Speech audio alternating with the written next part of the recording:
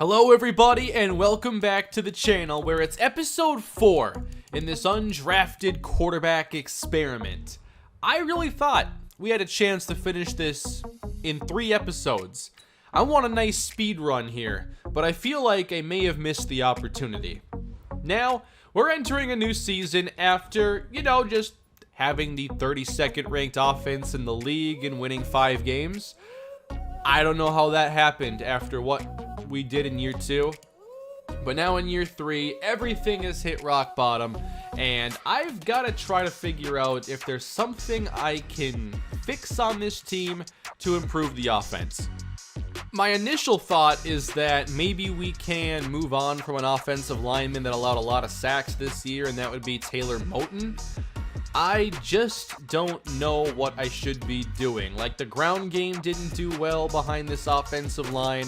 Well, I guess McCaffrey did all right, but there were a lot of bad games this season, and the running game wasn't consistent enough. The defense appears to be fine, although the additions just did not pay off. Unfortunately, Sheffield did not become a Pro Bowler this season. Surprise, surprise. I highly doubt we had anybody on the offensive side, maybe defensively, but overall, pretty bad year. Gotta move on from it as quick as possible. The Houston Texans have won the Super Bowl this season over the LA Rams. Deshaun Watson had 2 touchdowns. The Texans usually end up being a pretty good team here down the road in franchise. I think especially after you get like Breeze and Brady and Rodgers retiring, Watson's one of the better quarterbacks at that stage.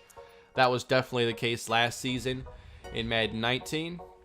And the Texans are world champions here again. So let's take a look now at what we can do this offseason.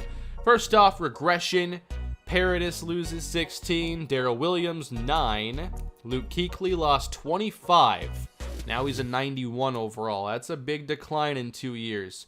Trey Turner's down. So now, do you want to move on from Moton, as his regression has not been anywhere nearly bad as the other players regressing?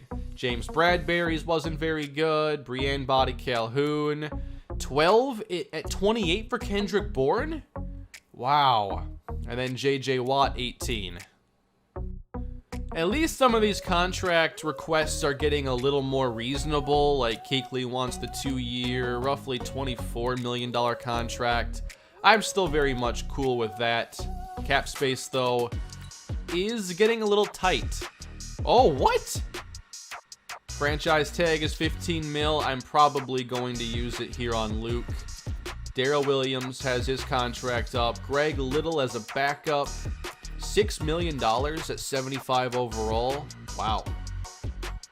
I can't even sign Stephen Ellerby here to a 1-year contract. I gave him the fair offer. We will indeed take Kuechly. I'm letting Shaq Thompson, Darrell Williams, and all these players go to the open market. So if we move on from Darrell Williams, then Snow can take over at right tackle. That's fine. But then we have to figure out where we're going to play a new guard. And now nobody on the offensive line is over an 83 overall. There's no major standout, so we should be in the free agent market. Then maybe a veteran backup quarterback. I doubt we get any kind of mentorship, but perhaps it's possible. And for that reason, I should try to get a veteran over a rookie or somebody else. I do need to look at addressing probably free safety, another inside linebacker, and I like our defensive line situation, so probably corner. Let's really address the secondary here with some younger players this season. We have made a trade sending Kendrick Bourne to the Detroit Lions for an offensive lineman. I've wanted to look at guard and getting a little younger there, and this player is in his 2nd season now. This is Cal Sarah out of Michigan State.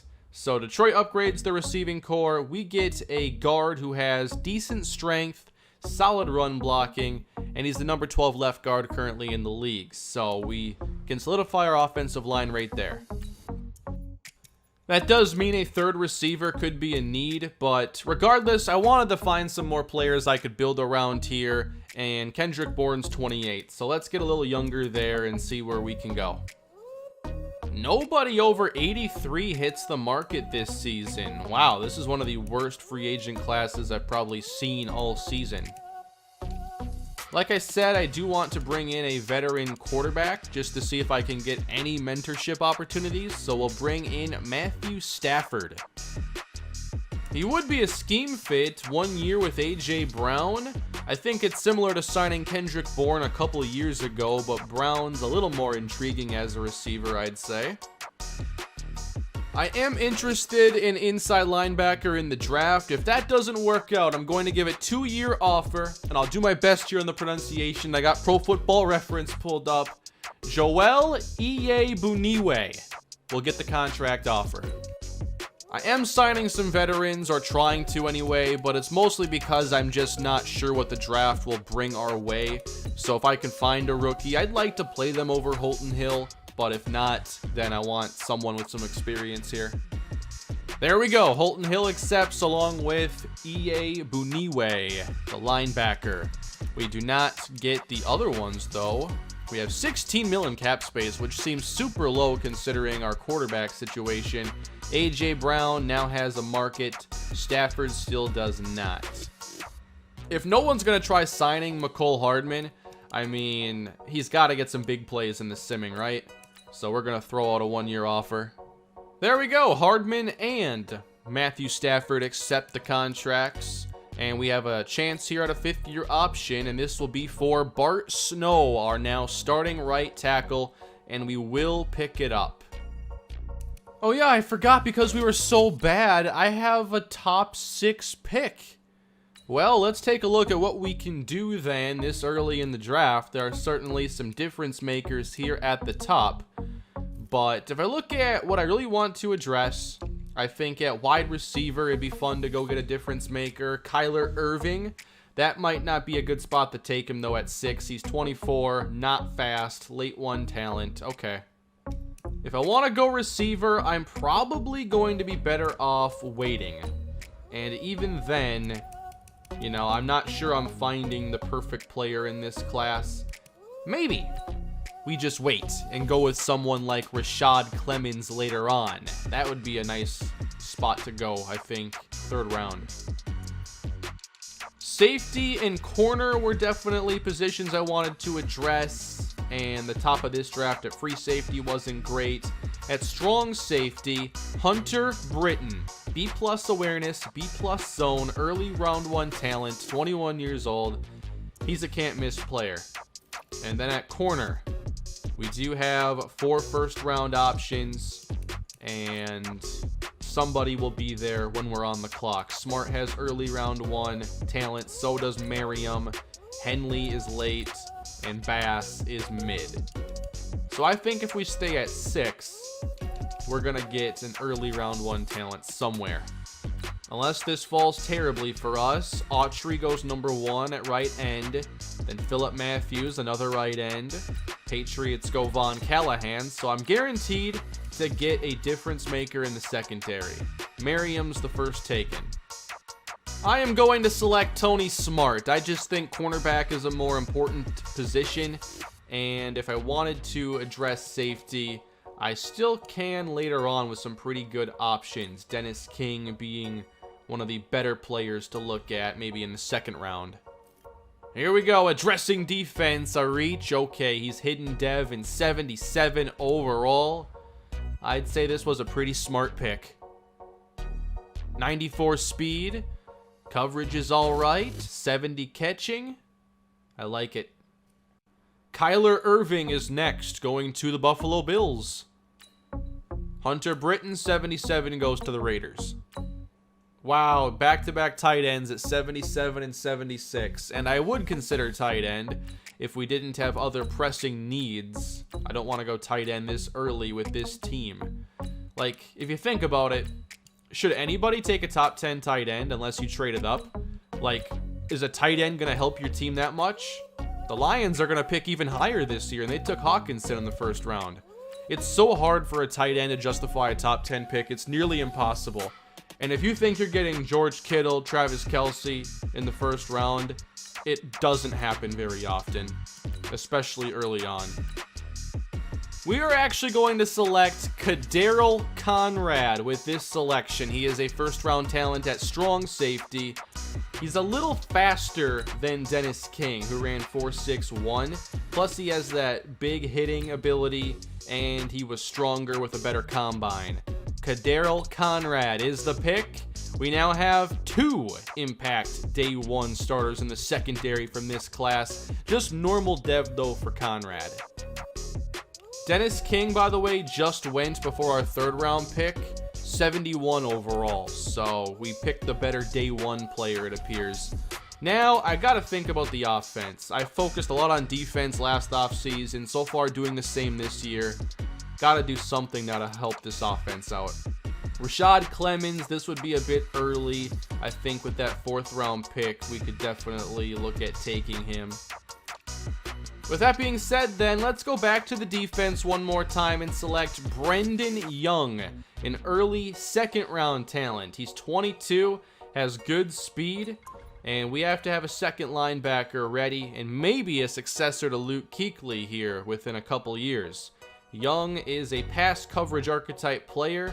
His tackling, though, is pretty good. The block shed is low, but overall, I like the ratings here on Day 1, outside of that 84 injury rating.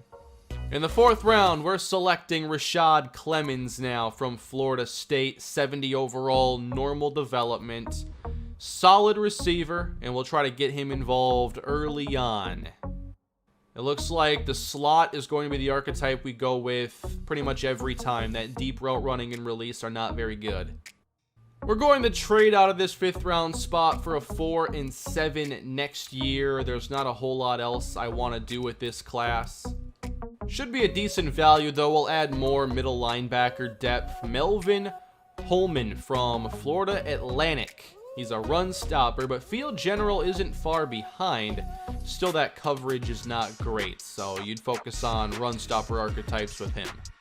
And we'll close out the draft selecting Hindle Clifton, another receiver, 7th round talent, so it's about where he should be going, and we take him in the 7th round.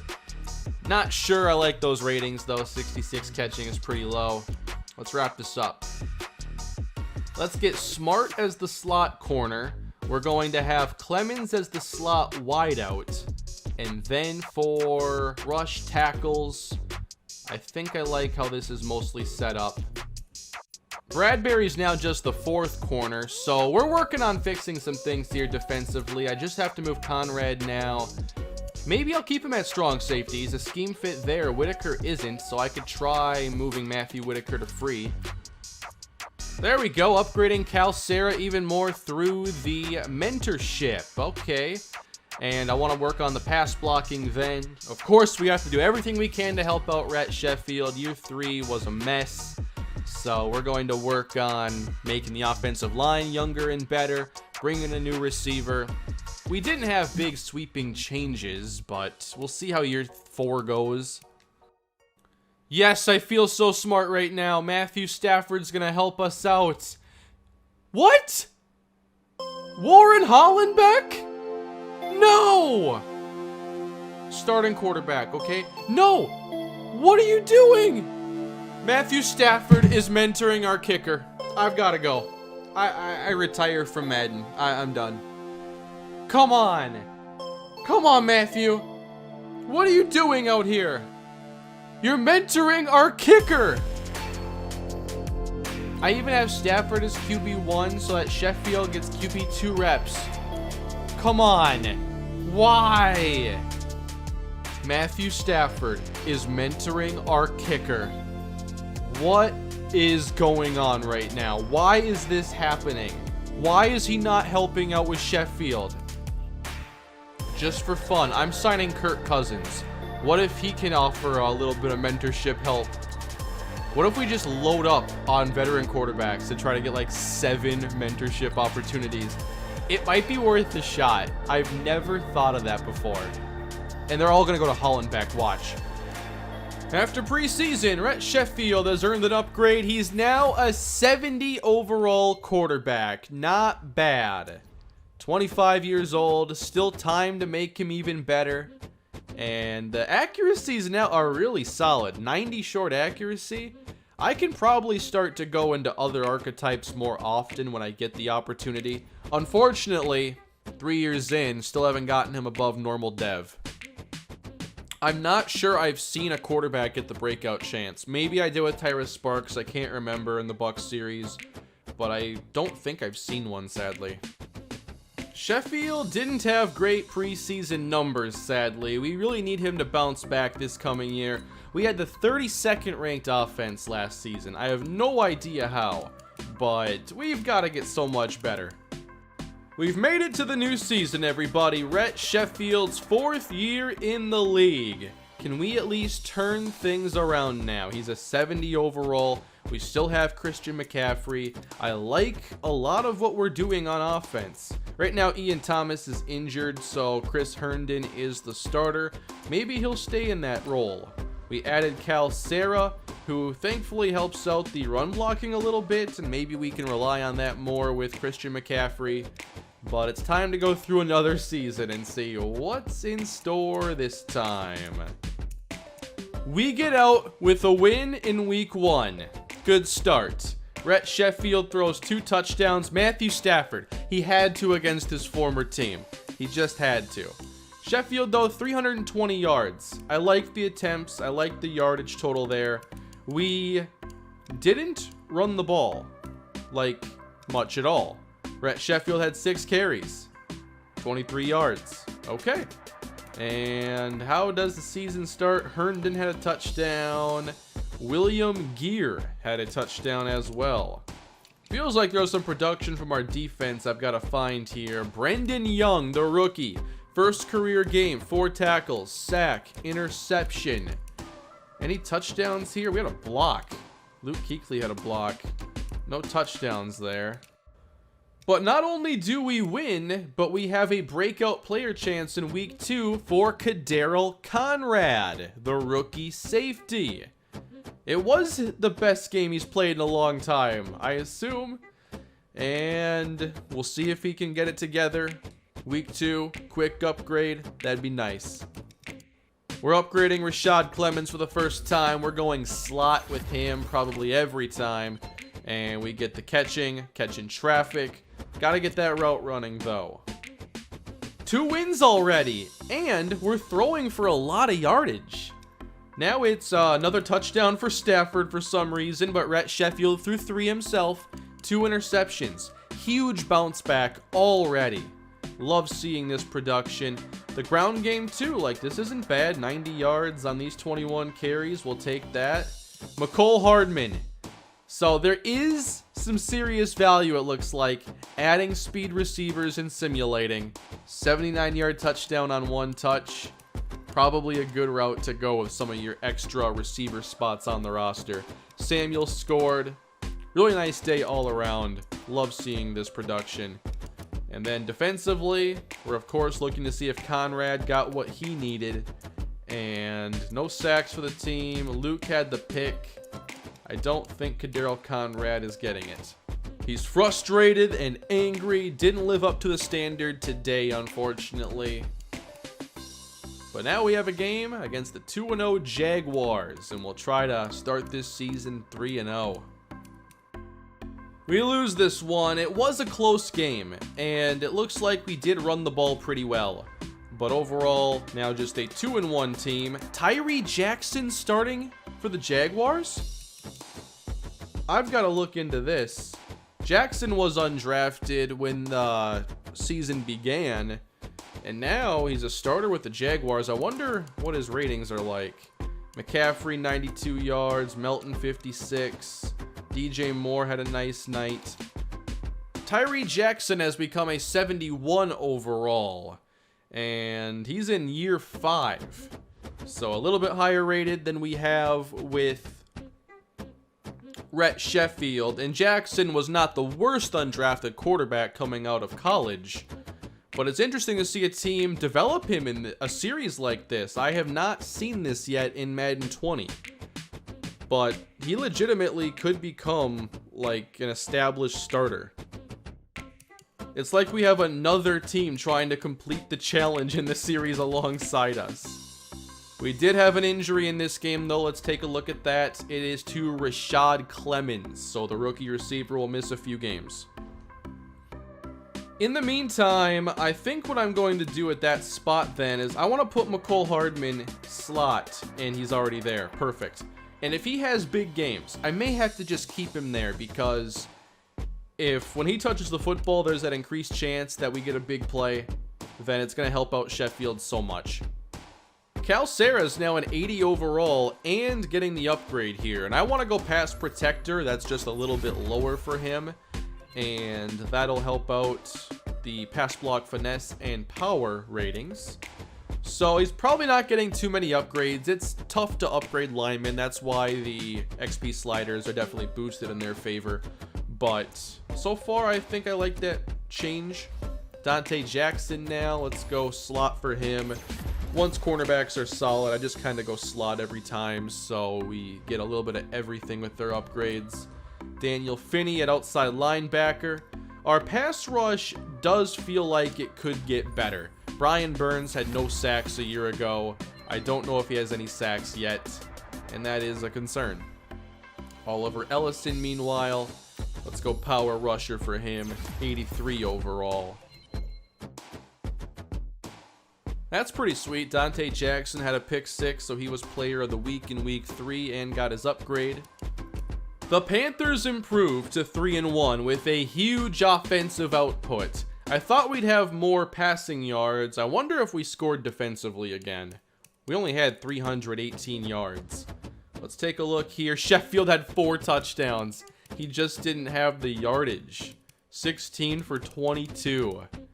You have my attention. And McCaffrey had a big day. Love the stat line for him.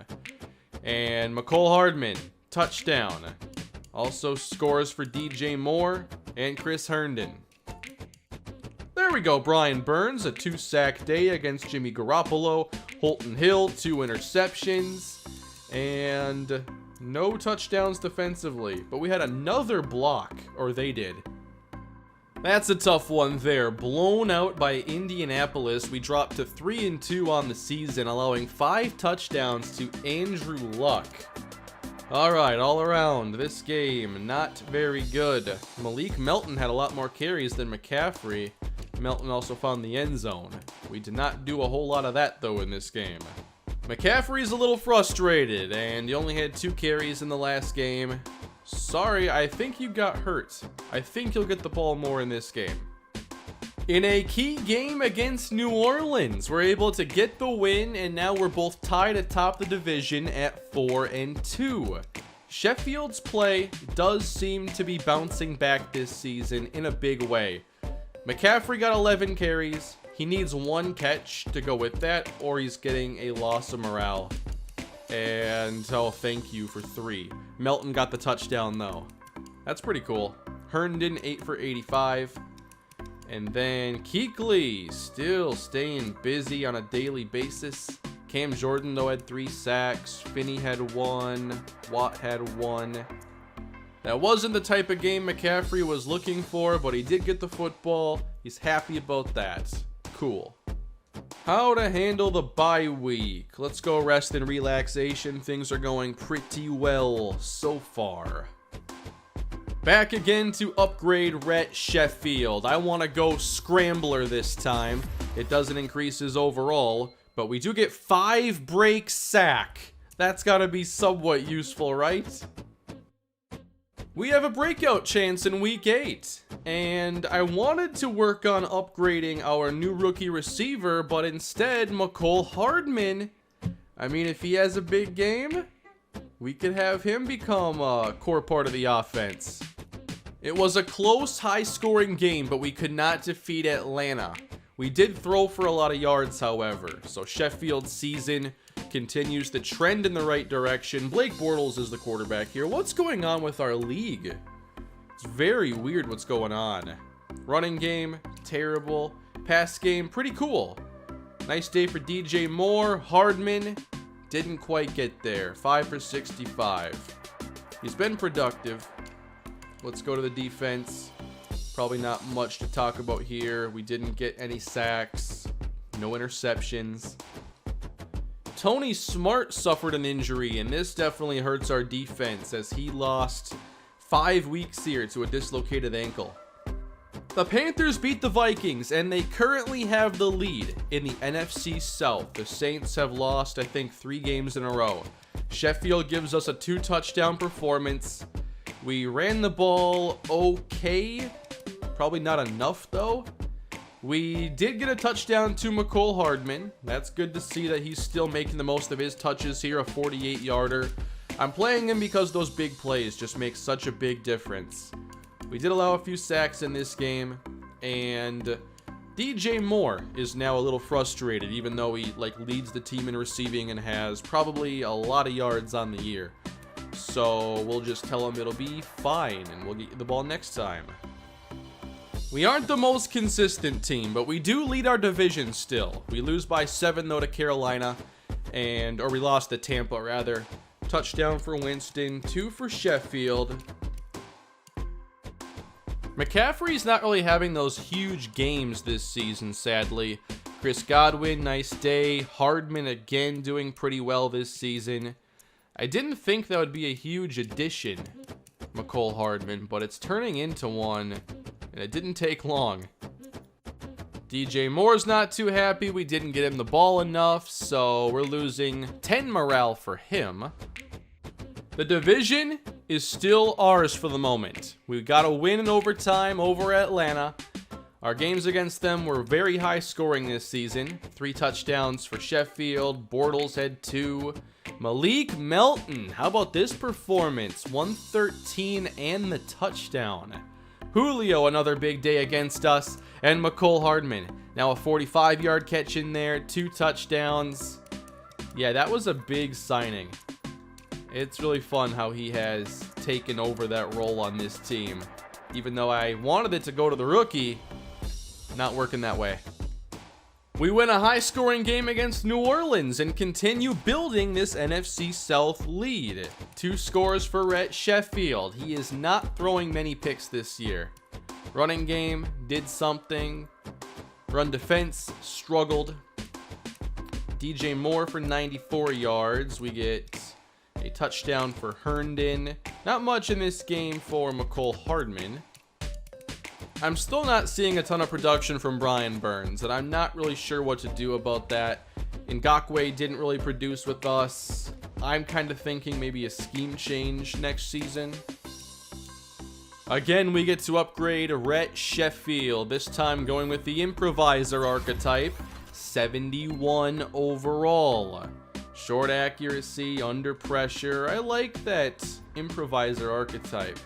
Offers some nice ratings there in addition to the accuracy, which is now 91 for him. Rashad Clemons is still getting some upgrades, but not really looking at Rookie of the Year for him, although that was a nice upgrade. With McCole Hardman playing well, I don't want to make a change. When it comes to these contracts, though, Brian Burns is up after this year, and the way he's played in this series, I don't want to give a near $100 million contract. Do I want to sign Curtis Samuel? I'll have to think about it. We have Hardman playing well. I could consider moving on from Samuel, perhaps. Veterans along the offensive line. Hardman now wants a larger contract, and he's earning it, for sure. He's an 80 overall. This season, he has 550 yards and plenty of games to go. Career high in touchdowns. We have a ton of veterans whose deals are up after this year, though. This is way too much. We're going to start things, though, by signing Taylor Moton to an extension. It looks like the offensive line has been a lot better this season. We tried to sign McCole Hardman, but wow, the price is going up for his skills. There we go. We've signed Luke Kuechly to a 2-year deal. It was the fair offer, and now we don't have to worry about the franchise tag next season with him. This loss makes it so we only have a 1-game lead in the division, and we didn't do a whole lot offensively, unfortunately. 2 interceptions now for Sheffield. I believe this would have to be his worst game of the season, but it took a long time for him to have a game like that. Melton, 2 touchdowns. He might have more scores this year than McCaffrey. We'll have to see. Hardman, 5 catches, 65 yards. 2 sacks for Ellison, 1 for Whitaker and Watt, but still not getting production from Brian Burns, sadly. Holton Hill got a pick, though. This was a quality win. 2 7-5 teams. Now we are 2 wins away from finishing the NFC South Division battle. Rhett Sheffield throws 3 touchdowns. I don't know what happened a year ago, but this season's been so much different and so much better. DJ Moore, 9-1, 30-3. That is incredible production. He pretty much caught all the passes for the offense this week, not much everywhere else. And DJ Moore is getting a chance to upgrade to, what would that be, X Factor for our next game? Probably won't pull it off, but who knows? DJ Moore, he's ready for Chicago to get to X Factor. I've never actually seen this before. 4 touchdowns or 200 yards. Wow. That's a goal right there. I have never seen that goal before. Those don't trigger often for superstar players. We can't get it done against Chicago, sadly. Losing by 7. Another good game. Rhett Sheffield, 1 touchdown and 1 interception. Didn't get the goal, it appears, for DJ Moore. But he did have 6 catches for 54 yards. Hardman did find the end zone again. The Panthers are NFC South champions. We win 18-13. Sheffield with a 2-touchdown performance. Love it. Again, the running game hasn't done a ton this year. It's been the passing game having way more big games, it feels like. Curtis Samuel, 11 for 69. That's basically nothing but screen passes there. Hardman scored twice. Man, McCole Hardman has been so good. Let's increase the offer here for Hardman. There we go, a 3-year deal. And he was kind of just a secondary signing. Like, I just wanted to add a veteran in case we didn't find the difference maker in the draft. I don't think we found an immediate difference maker, so Hardman got to play, especially when the rookie receiver got hurt. So now McCole Hardman establishes himself within the offense. Pretty cool. And he's at a career high 9 touchdowns. I'd say we look at playing, though, or McCaffrey. I don't mind benching McCaffrey, or resting McCaffrey for this game. I wonder if I have to actually go edit that. The fewer downs he plays, the more stamina he'll have. Okay, so I have to do it manually. We have made it to the playoffs. We'll host the Rams in the wild card round. And we have a few upgrades we can make beforehand, including to quarterback Rhett Sheffield. This time, what do I want to do? The morale's even playing a factor right now. Very nice. I think I'm going to go strong arm, and that increases his overall. Now that it's playoff time, what I'm probably going to do is exactly what I did the last time we made the playoffs. I go into the games, sim, see if it's interesting, watch key drives if they occur. And now if we watch Sheffield, I really think his accuracies are going to be fine.